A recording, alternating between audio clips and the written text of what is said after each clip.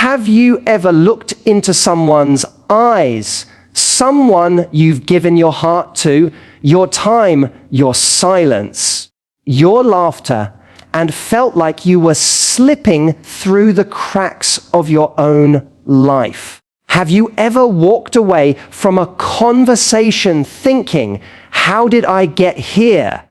Why do I feel like I'm the one always bending, adjusting, giving, apologizing, just to keep things from falling apart? And what if the very thing you've been doing to save the relationship is actually what's making you lose yourself in it? What if reclaiming your power wasn't about confrontation at all, but about confusion? Wait, what? That word feels dangerous. It feels manipulative. It feels like something we're told not to do. But what if you're thinking about it all wrong? What if the most radical way to heal your relationship with yourself and shift the dynamics of a relationship that's no longer serving you wasn't through shouting or begging or even understanding, but through quiet, intelligent unpredictability? Let me ask you again, but differently this time. Have you ever been so predictable in your relationship that you taught someone exactly how to take you for granted? Let that sink in, because this right here is the moment where the game changes.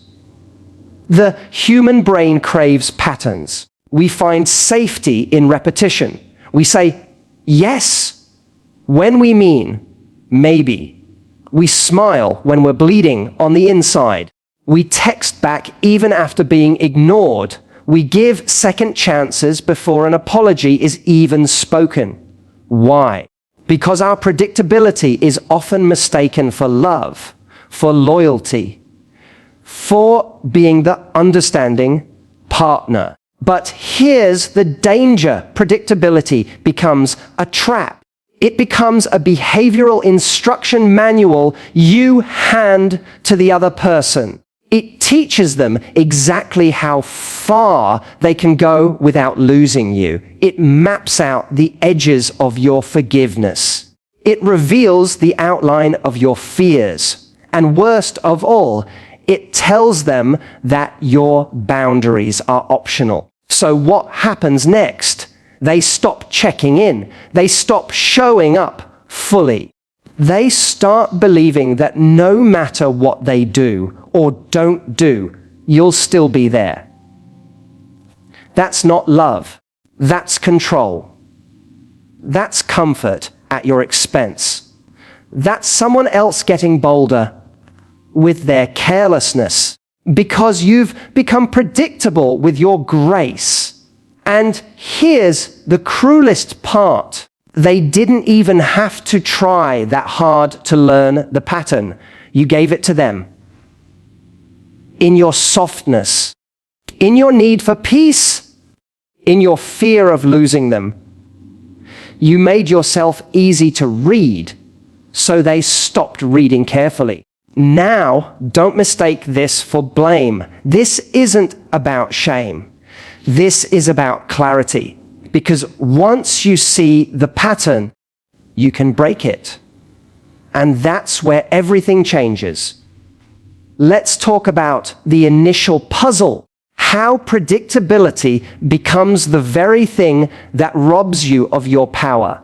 Think of a relationship as a dance. Two people moving in rhythm, matching each other's steps. But what happens when one partner starts leading all the time and the other always follows? What happens when every time there's tension, you're the one to apologize first? When every disagreement ends with you smoothing things over? When they cancel and you say, "It's okay." When they pull back and you move closer? It starts as love. It becomes a pattern. And then it becomes an unspoken rule, one that tells them you don't need to change. She'll adjust. But here's a truth you've likely ignored for too long. People don't change when they understand your pain. They change when they feel your absence. So how do you make someone feel your absence without actually walking away? How do you shake the foundation without destroying the house? How do you reclaim your power without losing your heart? Here's the answer: strategic unpredictability. Now, let's be clear, this isn't about playing games. This isn't about manipulation. This isn't about pretending to be someone you're not. This is about refusing to be the person you were when you were losing yourself. There's a world of difference between playing games and becoming an intelligent disruptor of toxic patterns. Because let's face it, when you break the script, you force others to meet you in real time again. No more rehearsed responses. No more autopilot apologies. No more assumptions about who you are and what you'll tolerate. They have to pay attention. They have to recalculate. They have to feel your presence again, not as a background character in their story, but as the main character in your own. So what does this actually look like? It looks like not replying immediately when they breadcrumb you after days of silence. It looks like saying, "I'll think about it," instead of "sure," when they make last-minute plans. It looks like not filling in the gaps of silence with over-explaining. It looks like letting them sit with the discomfort of their own actions without rushing to relieve it for them. You're not trying to hurt them. You're not trying to confuse for the sake of ego. You're disrupting a pattern they've come to rely on, a pattern that was hurting you. This is not war. This is recalibration. This is you saying, "You don't get to read me like a cheap novel anymore. If you want access to me, you're going to have to listen with new ears, see with new eyes, earn it." And do you know what happens when you become unpredictable in this way? They lean in, they take notice, or they get frustrated. They might even accuse you of changing. Let them. Because the truth is, you are changing. You're shifting from someone who handed away her power in small doses every day to someone who understands that emotional generosity without boundaries is self-betrayal. This is the beginning of a new dance. One where you don't just react, you lead. Let's take a real life example. Sophie was in a long-term relationship, kind, attentive, supportive, but also painfully predictable. Her partner would pull away and she'd chase. He'd cancel plans and she'd forgive instantly. He'd say, "I'm just not in a good place right now." And she'd respond with understanding, even as her needs were continuously unmet. Until one day, she didn't. He sent a late night, "Hey," after ignoring her texts for days. She didn't reply. Not because she was trying to punish him, not because she didn't care, but because she realized that her response would teach him how much effort he needed to put in next time. And she wanted that bar raised. Days later, when he finally called, his tone was different. Softer, curious. He asked if everything was okay. He noticed the change. And for the first time in years, Sophie wasn't predictable. She was present. She was powerful. She was clear. The confusion, that was the wake-up call. It shook him out of his comfort, and it brought her back into her self-respect.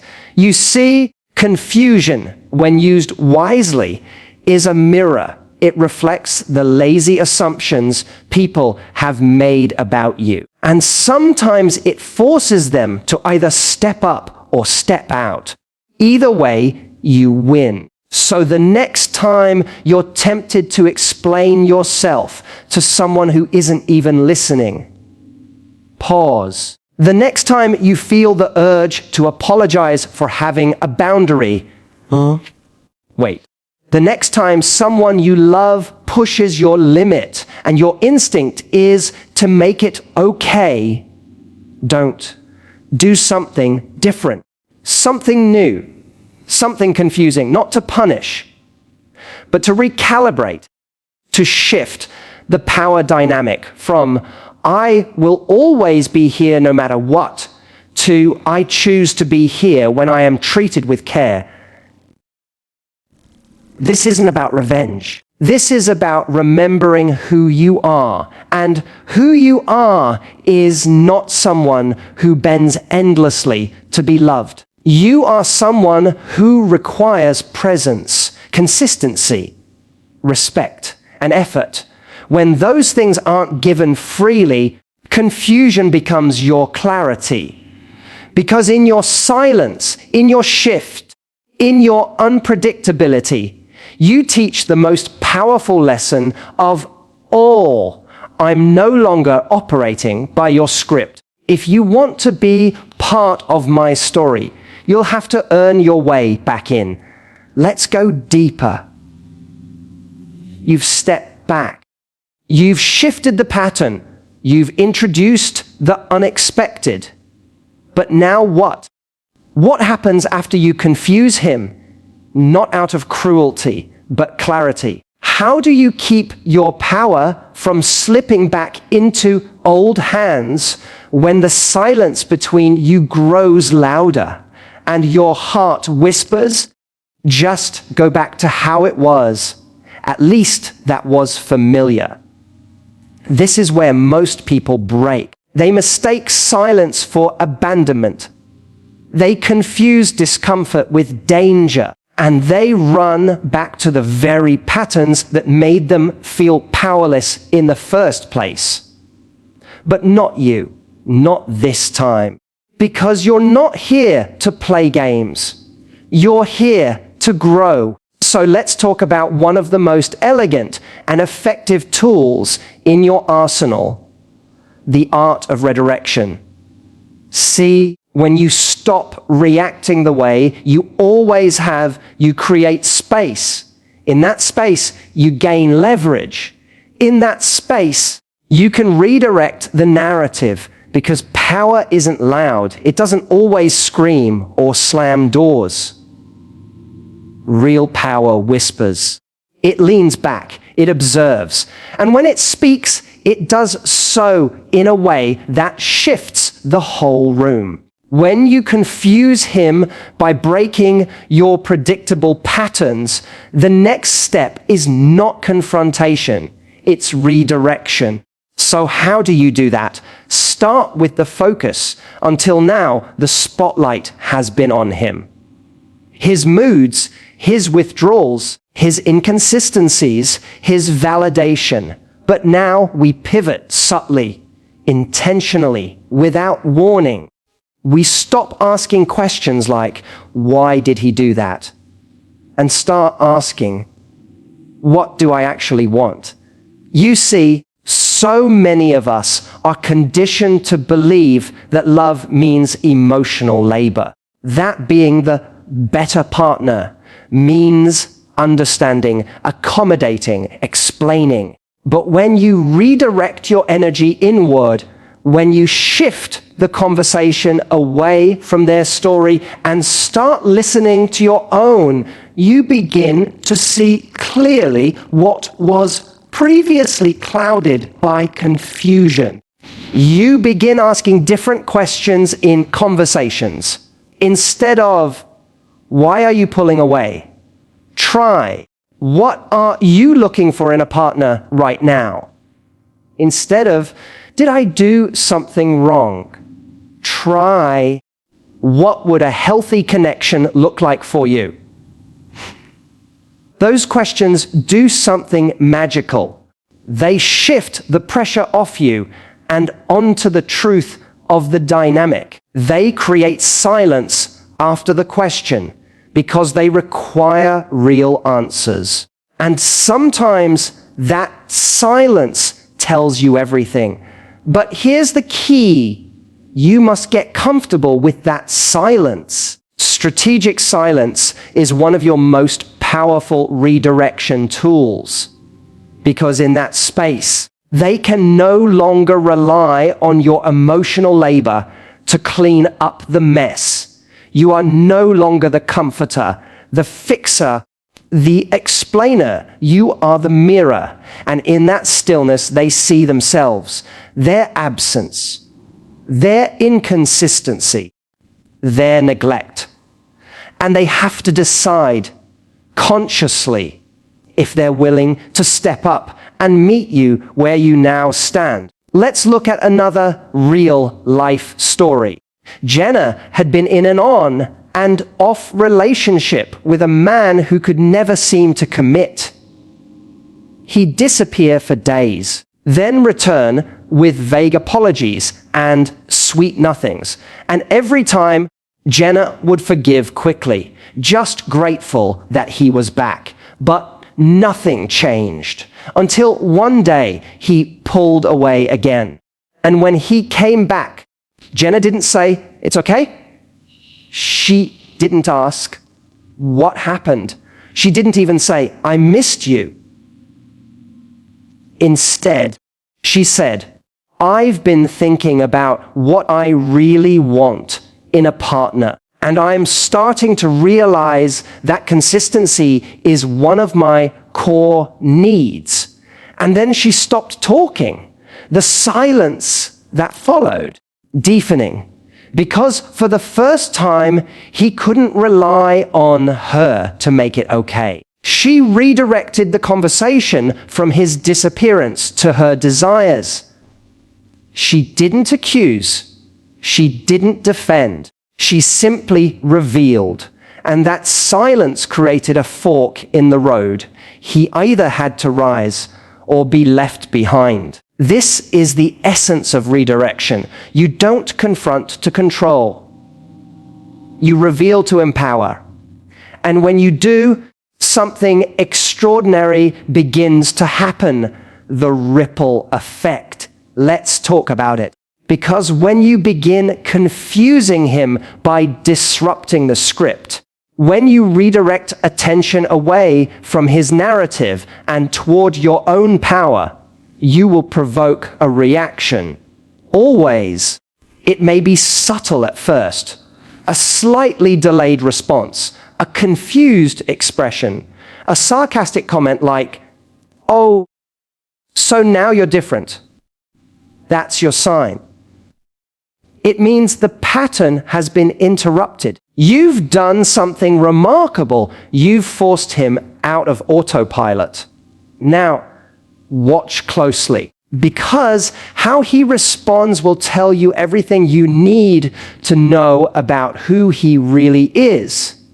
Not just when things are good, but when the control slips from his hands. Some men will step up.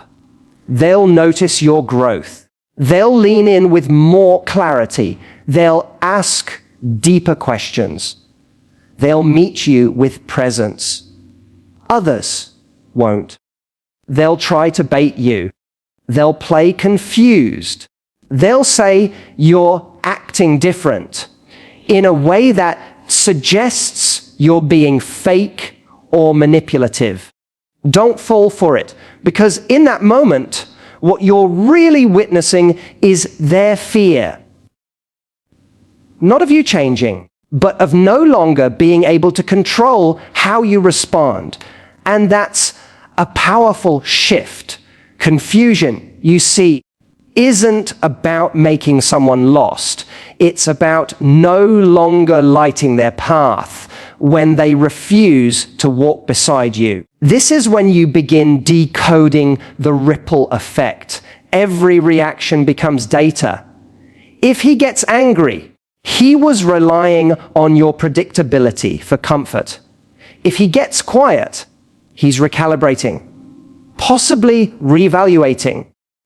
If he starts showing up more intentionally, he's recognizing your worth. But no matter what he does or doesn't do, you don't chase. Because here's the golden rule of power. You don't negotiate your growth. Not for comfort. Not for history. Not even for love. Especially not for love that demands you shrink. This brings us to the final stage of your journey. Sustainable empowerment. You've confused the pattern. You've redirected the focus. You've observed the ripple.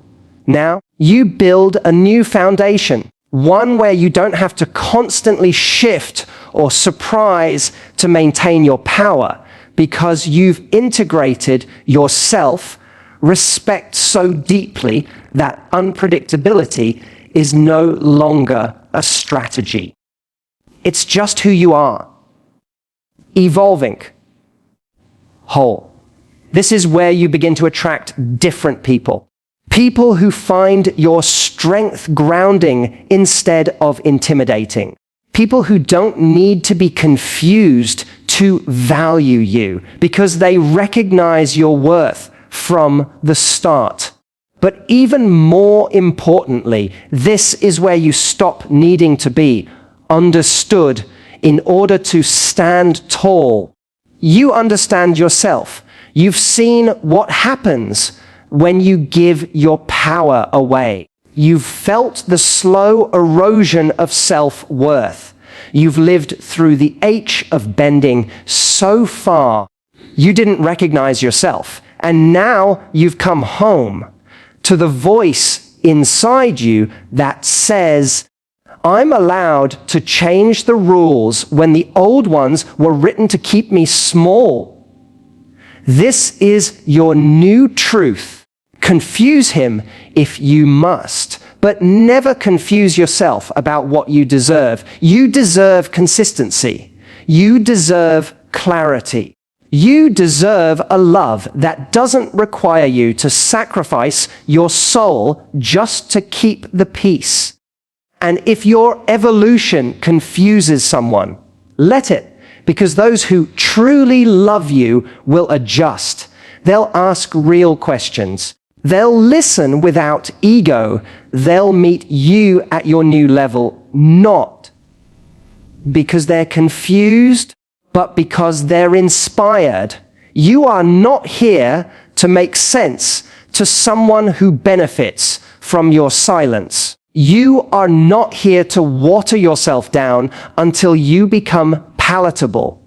You are here to be whole, unpredictable, if necessary, powerful always. So the next time you feel the urge to explain your worth, don't.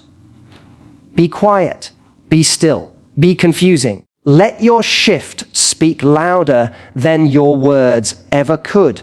Because in that confusion, in that sacred pause, in that elegant refusal to dance the old dance, you reclaim your rhythm. You reclaim your power. You reclaim you. And that is the kind of confusion that creates clarity.